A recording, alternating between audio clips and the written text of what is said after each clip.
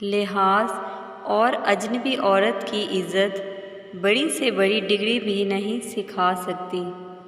اگر سکھا سکتی ہے تو صرف گھر کی تربیت۔ کسی نامحرم کی محبت میں گمراہ ہو کر اللہ سے شکوہ مت کریں۔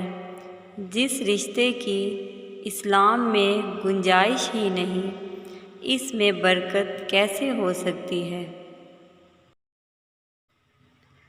بابا جی فرمایا کرتے ہیں، مدینے میں جب سورج اپنی پہلی کرن کے ساتھ سلام پیش کر رہا ہوتا ہے اور پرندے وہاں بیٹھ کر آقا دو جہاں صلی اللہ علیہ وسلم پر درود پاک پڑھ رہے ہوتے ہیں، اس وقت میں سوچتا ہوں کیا جنت میں بھی اس سے بڑھ کر کوئی نظارہ ہوگا؟